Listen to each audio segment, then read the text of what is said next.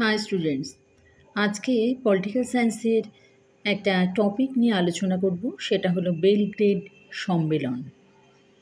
আচ্ছা, তো এই বেলগ্রেড সম্মেলন এটা কাকে বলা হচ্ছে আর এর উদ্দেশ্যটা কী, বা এই সম্বন্ধে বেশ কিছু তথ্য দিচ্ছি তোমাদের।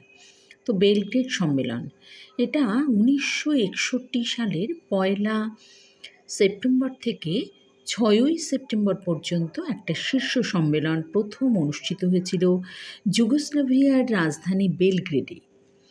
তাই এই যে সম্মেলন, এই সম্মেলনটাকে বলা হতো বেলগ্রেড সম্মেলন। এটা কিন্তু 1961 সালে হয়েছিল। তো এই 1961 সালে 25টা সদস্য রাষ্ট্রের প্রতিনিধিরা এতে যোগদান করেছিল। আর এরা তো উপস্থিত ছিলেনই, 25টা সদস্য রাষ্ট্র।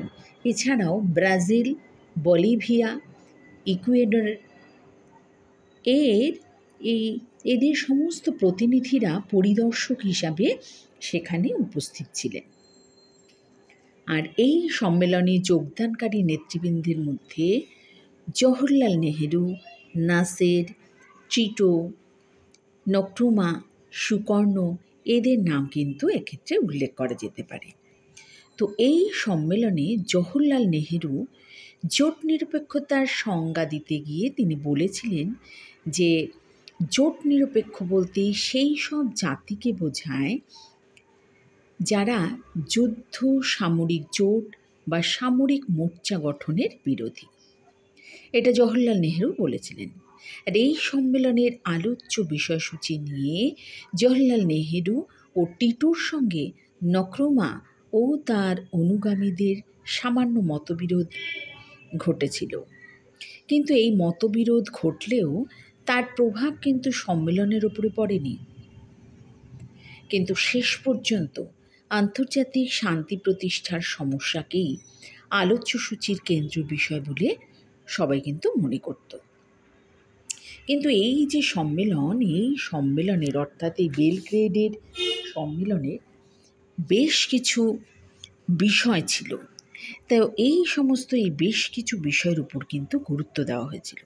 সে বিষয়গুলো হলো, প্রথমেই সেটা হলো বিশ্ব শান্তির প্রতিষ্ঠা।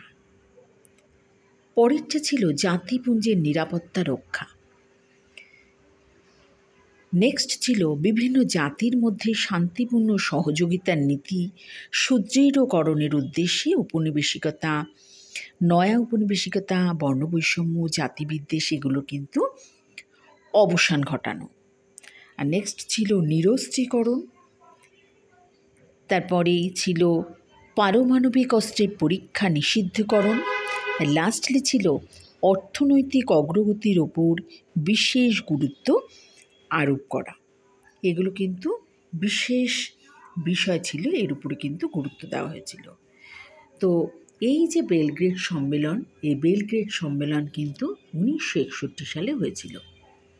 তো এটা একটা বিশেষ টপিক পলিটিক্যাল সায়েন্সের। আর এক্ষেত্রে আমার হোয়াটসঅ্যাপ নাম্বার দেওয়া আছে 8775694667। যদি কিছু প্রয়োজন হয় জিজ্ঞাসার, তাহলে এই নাম্বারে তোমরা হোয়াটসঅ্যাপ করো। তো আজকে এই পর্যন্তই।